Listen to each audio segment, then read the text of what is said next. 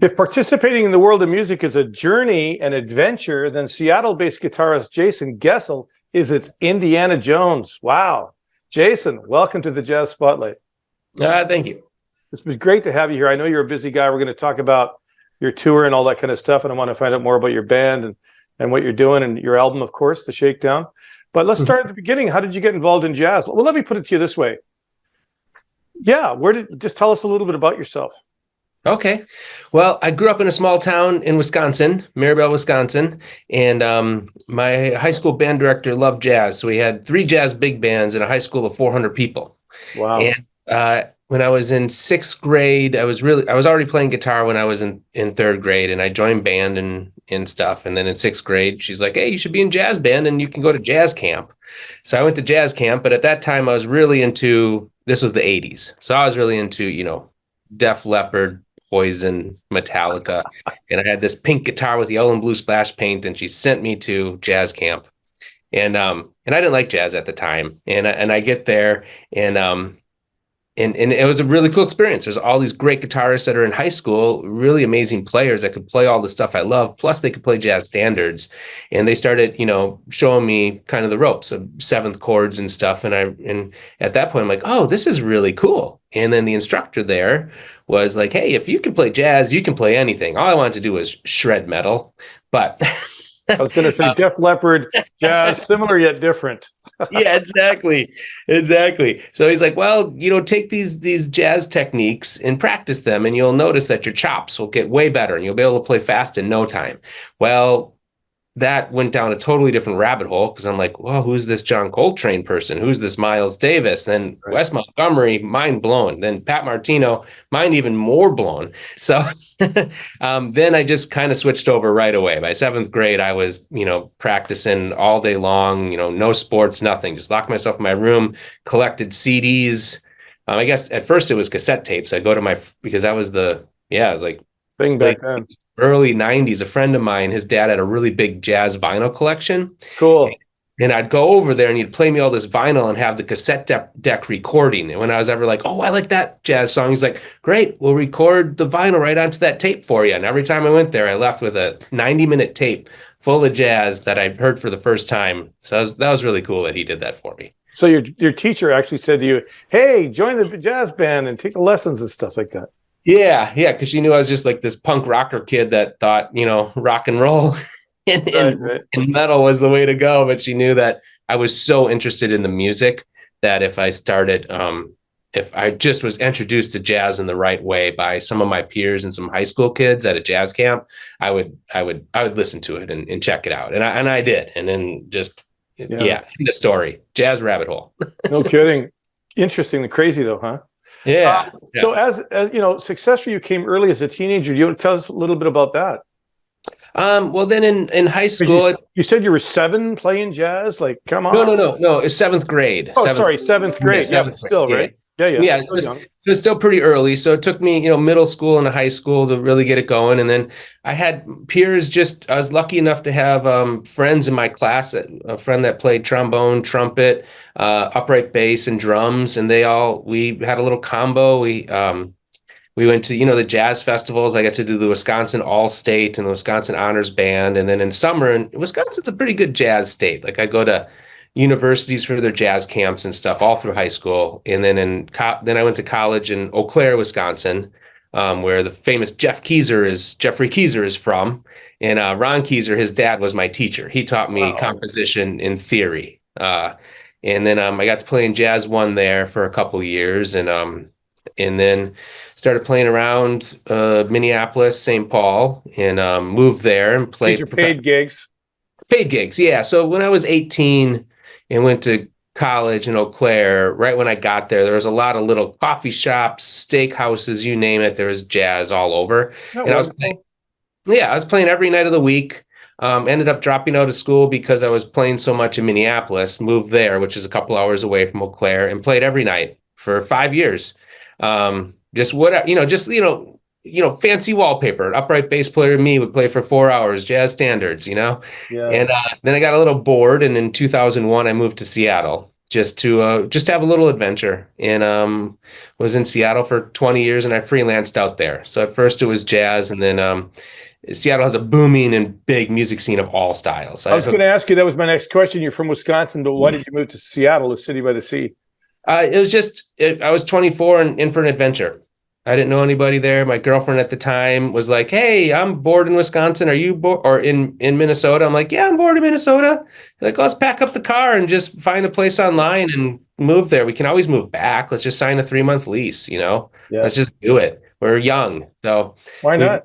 Yeah, so we moved out there, and it was pretty cool. I got introduced to I started doing a lot of electronic music on guitar, and because it was the early 2000s, so drum and bass and IDM was really big, and started doing that. Still played jazz gigs. Eventually got introduced to, there's a big country scene there. It's kind of like 70s outlaw country and country swing. Trad jazz, kind of like Django jazz is big. Ended up getting picked up by a Brazilian group, so I got to do a lot of Brazilian music. And every day was an adventure for many, many years. Yeah. What is it about jazz as opposed to any other music? Because you obviously did play rock and roll and stuff like that when you were young, right? Yeah. What makes it so special for you, Jason? I think I just like the harmonies.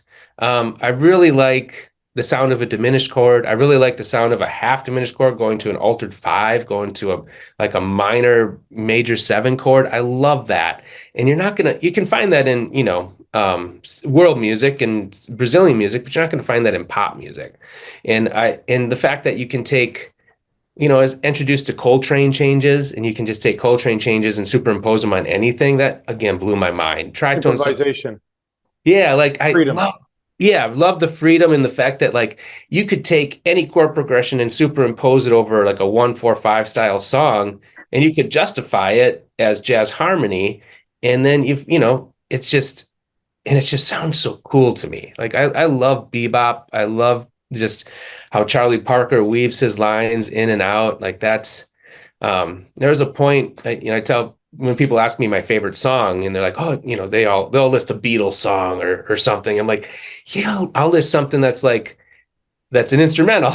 I'm sorry, there was a part of my life where I had 500 CDs and 2 of them had vocals. Wow. Yeah. That's great though. But I do love all styles of music. There was a point in time where I built a recording studio in Seattle and would produce singer-songwriters. There's a lot of singer-songwriters out there, and that was a lot of fun. People would bring their original music to me, and I would hire a bass player and a drummer and organ or Rhodes or something, and I'd play guitar, and we would dissect their songs and produce it from the ground up. That was like exciting. Yeah, it was like the mid 2000s, and they all wanted to sound like Wilco. So I'm like, well, I love Nels Cline. Let's give it a Nels Cline flavor here, and let's do this. And I produced a couple dozen songs for people. Nothing that really went on to make it big, but they played around Seattle and did gigs and put out CDs, and so you do everything: songwriting, producing, guitar, all of it. Yeah. Good for you. Good for you. Yeah. Talk about your band. The Jazzerknots? Yeah, absolutely. All right. Well, the Jazzerknots is something I've been trying to do, a guitar quartet. It's been my lifelong goal to do a guitar quartet, piano, upright bass, and drums. And I've did a couple demos in studios in Seattle over the last, I guess 10 years when I was there. Nothing like totally turned out. I'd get my favorite, I'd hire guys to come in and play. And my favorite players in Seattle, amazing musicians, but nothing really gelled. We never sounded like a band. It just sounded like everybody did a great job, but it just didn't sound like a band. So I never used any of those recordings to put out a record. And then in 2021, my wife and I, we moved to Wisconsin just to be closer to my folks. They're 86 and 90. Right. And seasoned citizens. Yes, yeah, and they still live on their own in their own place. Oh man, yeah, they're slowing down, but they're still doing it, which is awesome. Fantastic, yeah. So move back to be around them, and then I had ties in Wisconsin. My wife and I have a jazz duo That's called Sunday, Mr. Goessl. And we've been doing that full time for almost 10 years. It's been our full time job, small house concerts and theaters all over the US. So we had a bunch of connections, 2 booking agencies that would book us in the Midwest and a bunch of connections in the Midwest too. So it was an easy move. We're like, oh, we already have gigs there. We were going back twice a year for gigs. Let's just move to Wisconsin, be close to my folks. And we knew the scene in the Fox Valley, they call it, from Green Bay to Fond du Lac, which includes Neenah, Menasha, Appleton, Oshkosh. There's a great jazz scene, a lot of good players. So I started going to jam sessions and meeting old friends that I didn't see for 20 years and meeting new friends of the, younger guys in their, late 20s, early 30s that are phenomenal musicians. And everybody's real inviting. So it's just a really cool thing to just move to a place and see this blustering jazz scene. There's also a few big bands there, and I haven't played big bands since college, so I get hired to go and play with big bands, which I love. I'll be Freddie Green all day, like just chunk with those horns going. Oh man, there's nothing better than that. Yeah. I finally have the opportunity to do that. There's not really many big bands in the Seattle area. It's more rock, pop, country stuff, indie rock. It would be in Seattle, yeah. Yeah, so it was cool to do that, and I met this drummer. And I knew that he played with this bass player and piano player out of Eau Claire, Wisconsin. And all 3 of them went to Eau Claire probably back in between 2000. Oh, wait, the bass player and drummer went to University of Wisconsin, Eau Claire in 2008 to 2013. And they played with this piano player who I have on the record, Josh Gallagher, who went to the Dave Brubeck School. Right. And Josh is phenomenal. I remember him from the 90s when he was 9 years old and playing like Take 5 and just shredding on the piano. He was a child prodigy. And now and he's just phenomenal. And he played with Jeremy's the bass player, and I've always loved Jeremy's playing because I go see him play, and he's that bass player that doesn't bring an amp. Like he'll mic his bass, but he just pulls on that thing and has that Ray Brown, he goes for that Ray Brown sound and that feel. And and him, so Josh, Jeremy, and Mike have been playing together for over a decade as a trio. And every time I heard them, they just moved as a unit. They were having fun. You could tell they loved each other. So and loved playing with each other. So I'm like, hey man, I have a bunch of originals, and I want to make an original jazz record. It's like been a lifelong goal of mine. And like, would you guys take 4 days in the studio with me and record my songs? I'll send you charts and let's do this. And it was the best 4 days I've ever spent in the studio with a group of musicians. They were just so nice, so accommodating. They learned my songs. They knew them better than me. That's helpful, right? Yeah. So we got there just like from the first note, when I heard how they played together and finessed my songs, I could just close my eyes and not think about the chord changes, not think about anything, and just play. And that's a real treat. That's magic. Yeah, it's magic. Yeah. And I'm you spent 4 days together, you said, to do this? Yeah. Wow. Yeah. 1 day per player. Yeah, basically. Yeah, we went in on Thursday and we just set up and then rehearsed all day. We just set up in a circle in the middle of the studio and just played all day. And then Friday, we went back in and set everything up, got the drums in a booth so they wouldn't bleed into the awesome grand piano. And the grand piano got the big room and got the bass far away. And then I was in some gobos on the side and we could see each other. And, that takes a long time. That's like 4, 5, 6 hours of just placing yourselves and then getting comfortable with headphones on to play magically. Little restricting. Yeah. But that night was cool. The first 3 songs we did there, I think we went with 2 of them. It was like the very first song we recorded. It was the first take. We did 6 takes because I'm like, well, I don't know. You start second guessing, like, oh, maybe this. And we went with the first take. I think that was Stepping on the Ave. That's the very first. That's the very first record button of the whole session. Cool. And after I got the tracks, I listened back. I'm like, man, that has some magic. So yeah. And did you work with any songs and they ended up ended up in a different result than you originally had in your mind's eye when you wrote it, or you're arranging it, thinking about it, then you cut it, or you were rehearsing it and you went, hey, we could try this or try that? Not in the studio, just because Mike, the drummer, lives a few blocks from me in Oshkosh, Wisconsin, and he has a studio in his basement. And he's like, hey, we're gonna do this record. Let's just try to get together like every other week for a while. And, Okay. we can record the songs, you can take them. It'll just be me and you. We'll record them. We'll try the tempos. We'll try some styles. And he had some good input, like Can't Get Out of My Head was a swing song. And he's like, how about we try this as a samba? And we did. I'm like, oh, that's a totally different thing. That's really cool. Yeah. And then some of the sections when I'm like, well, let's find some drum solos for you. He's like, well, I don't really like soloing. He's like, well, he loves the solo. I shouldn't say he doesn't like solo. He loves the solo, but he likes to have solis to work over. He's a big band drummer. He Right. fronts the Water City Big Band, which is the Oshkosh big band of all, the teachers and professors at the universities and the pro players all play in this big band, and he leads it. And he was in the Glenn Miller big band for a while, right out of high school. Glenn Miller picked him up. Pretty cool. Yeah, so he has those sensibilities. So that's why you'll hear on the Shakedown and Harper Dance, there's little riffs and lines we play in unison together around the drums. Because Mike's like, I'm not the drummer that's just going to take 16 bars and just blow. He's like, let's write some stuff. So Right. So that was really cool. Yeah, Mike really helped out taking these songs to the next level. Talk about Big Chart. Big Chart. Wrote that one, man. Big Chart and Bill's Waltz are the two oldest ones. So Right. Bill's Waltz I actually wrote when I was 17 years old. And I had a group with this bass player, John Sullivan, who played with, I think it's Roy Haynes for a long time. He's from Wisconsin. I think he now lives in New York. And we were trying to do original jazz together. We're just high school kids challenging each other. So and Bill's Waltz kind of stuck. I'm like, this is a good song. And Big Chart came along when I was living in Minneapolis. And I was listening to, this is kind of funny. I got on a big John Zorn kick. And it doesn't sound like how we know of John Zorn, crazy, Naked City stuff. But he did put out some records, trio stuff that was swing, where he was doing stuff more like Ornette Coleman Trio. And and there's a couple riffs in there and a couple cool things, the way he was formulating his songs. And that's what inspired me to write Big Chart. Cool. And Jazz Camp, is that a sort of a tribute to your days as a kid in the jazz camp?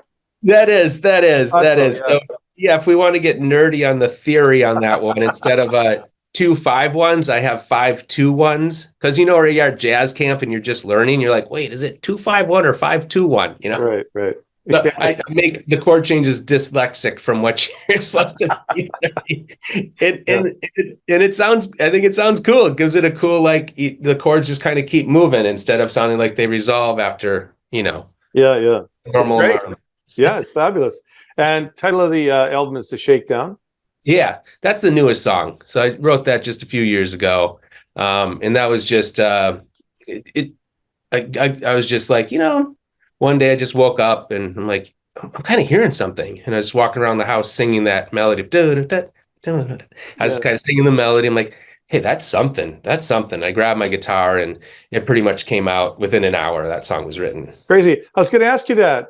What kind of writer you are? Do you wake up in the middle of the night and just start writing? Or do you get up in the morning? Or do you have a set time? Like, some people write in the morning or they'll write at night, and they sort of stick to that little desk routine. Or are you more spontaneous writer? No, not spontaneous at all. It's all in the morning. So like I generally wake up. I'm an early riser. I think my whole family, Wisconsin farmers, for some reason, I'm up with the sun. It's between 6:30 and 7. Even if I go to bed at 3 in the morning, 6:30, I'm wide awake. I mean, I'll be sleeping again at noon if I don't get enough sleep. But my golden hour is like 6:30 until 10:30.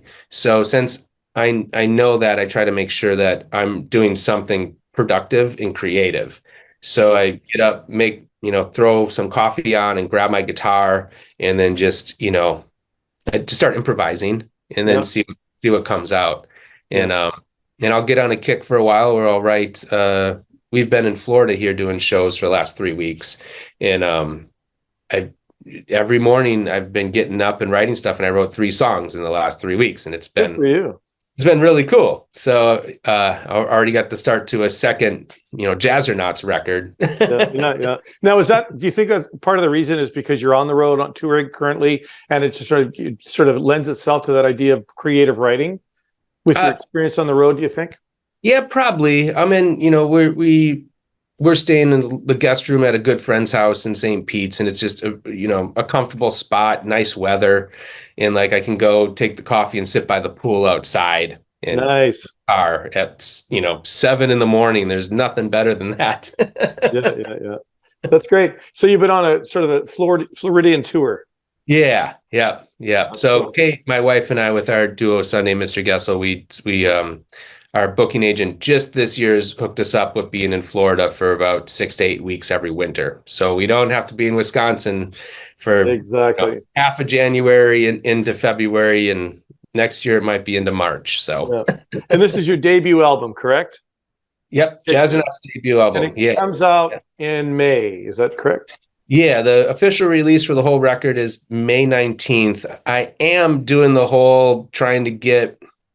I have a good consultant that I'm working with. So I started a record label to put this out, and I've been putting out a bunch of friends' records too. But I have a good consultant that's helping me to get on the playlists for all the digital, like Spotify, iTunes, and he's also helping with sync licensing. And his suggestion was to drop 3 singles and drop the record so that you can keep, pitching it to playlists and getting your name out in the, before you present it to the public. Let's present it for licensing and other things. So get it all sorted. Yeah, they call it the waterfall effect. So I like that. It's a thing that that record labels and industry people have been realizing works really well for getting a new artist out there and getting more plays and more clicks on those Spotify and iTunes things. So that's the biz, man. It's a whole new biz. It's part of the biz. It's part of the biz. It's a whole new world for me, and I'm glad I have Zach holding my hand and helping me out with this stuff. This is sort of like pinning you down on this one. I know it's your debut album and you love all your tunes, of course, and as a creative person you are. But what would you say? Do you have a favorite on that album? Do you have a favorite tune or no? Yeah, I kind of do, and it might change. It's one that's also a newer one that I wrote. It's the Black Cars and Taco Bars. Yes, might be my favorite one. That one just is like. The way the chords flow and the way the whole song flows, just like I could sit and improvise over those changes for hours. That's great. Yeah. You talked about John Coltrane as a child. Obviously, you were involved in jazz music, all kinds of music early on. Would you have a favorite jazz player or musician or creator? Above all everybody else, or was there any favorites you have in mind, or even current people today, even, right? Not just legends of the past. Why? I collect vinyl and I like collecting old jazz. It's my favorite.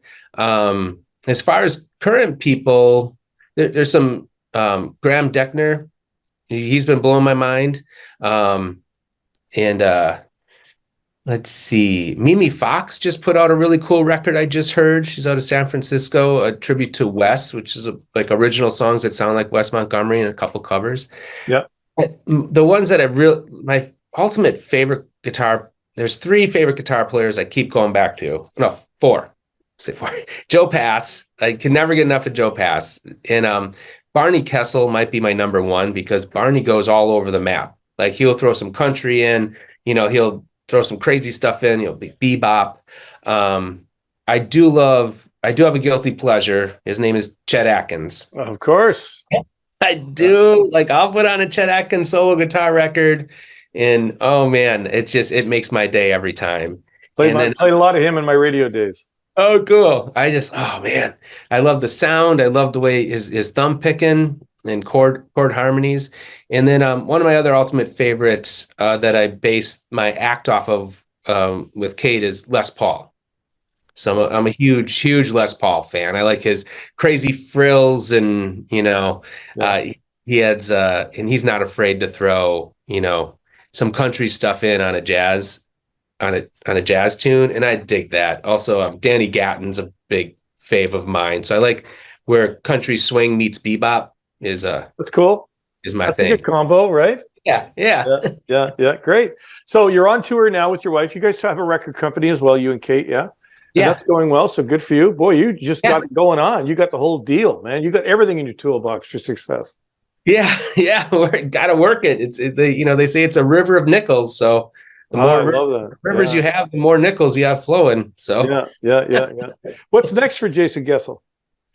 no, I don't, right now it's all about this, two things, the record label putting out a bunch of cool things coming out on there. And then the Jason and the Jazzerknots the next few months doing this. And I'm hooking up, trying to book the album release. I'm trying to do an album release tour in June. So it's, talking with venues. Well, the official album release date is May 19th you have here, yeah? Yep. And then it turned out that my guys that play on the record are pretty busy in May. So we're going to do the release shows in June. Right. It must be pretty cool to be touring with your wife. Yeah. That's kinda nice, Yeah. So we just got asked to do a tour of the Great Plains in May. So we'll go out and play all those places. So we usually go on tour for a month or 2 or 3 months and then go back to Oshkosh and just hang and go to jams for a month or 2 and then go back out again. Well, I say hats off to you, dude, man. You're just doing it. Right? Yeah. You're out there killing it. You're creating. Yeah. Right? You're born to do it. So good for you. Allaboutjazz.com says Jason Goessl has golden abilities. I like that idea. Jason Goessl, thanks for being a part of our Jazz Spotlight today. Yeah, thanks for having me.